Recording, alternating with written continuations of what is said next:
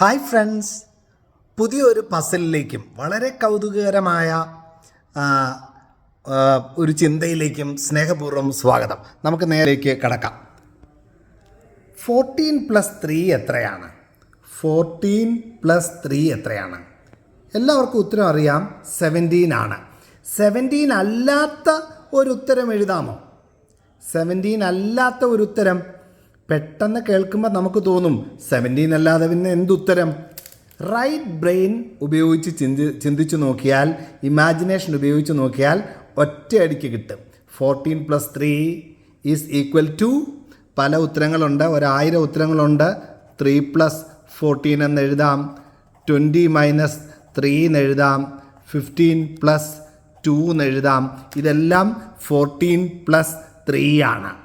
അടിപൊളി ചോദ്യമല്ലേ? നിങ്ങൾക്ക് ഇഷ്ടപ്പെടുന്നു. പ്രിയപ്പെട്ട കൂട്ടുകാരെ, നിങ്ങൾക്ക് ചോദ്യം ഇഷ്ടപ്പെട്ടല്ലോ. കൗതുകരമായ ചോദ്യമാണ്. റൈറ്റ് ബ്രെയിൻ ഉപയോഗിച്ചാൽ മാത്രമേ നമുക്കിതിൻ്റെ ഉത്തരം കണ്ടെത്താൻ പറ്റൂ.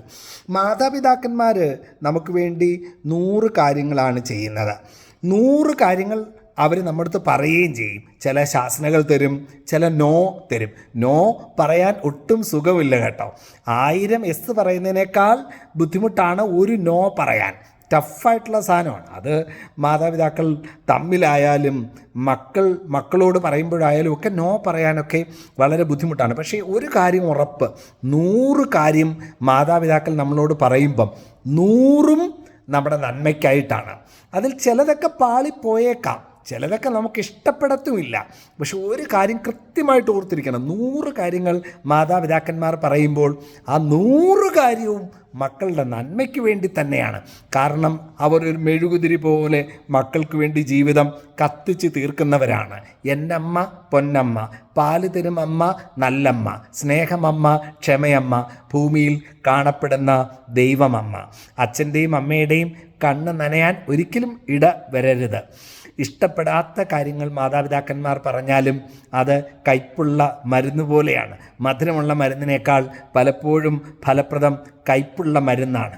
നമുക്ക് ഡാമേജ് ഉണ്ടാകാതിരിക്കാൻ, നമ്മൾ ജീവിതത്തിൽ പരാജയപ്പെട്ടു പോകാതിരിക്കുന്നതിന് വേണ്ടിയാണ് മാതാപിതാക്കന്മാർ ഒത്തിരി നിർദ്ദേശങ്ങൾ തരുന്നത്, പല നോകളും തരുന്നത്. അവരെ ചേർത്ത് പിടിക്കാം, അവരുടെ കണ്ണ് നനയാതിരിക്കട്ടെ. വീഡിയോയും ചിന്തയും ഒക്കെ ഇഷ്ടപ്പെടുന്നുണ്ടെങ്കിൽ ഷെയർ ചെയ്യണം, കമൻ്റ് ഇടണം, ലൈക്ക് അടിക്കണം. നല്ല ആശംസ. Thank you.